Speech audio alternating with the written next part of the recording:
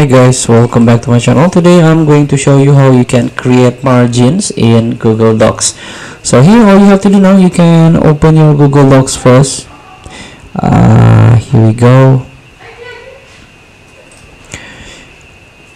Now you can open the document that you want to edit. And here we go. In order to create a margin, all you have to do now, you can block the paragraph, and here you can click the line and paragraph spacing. So you can use a single or double or 1.5 like this, and also you can create margin by use this ruler, or you can click menu and try to find page setup.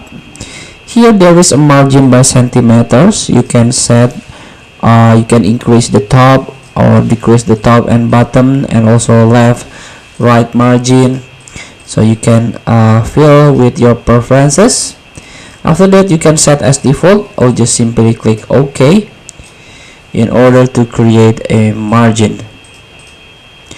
And also you can click show ruler or no in order to help you to measure the margin.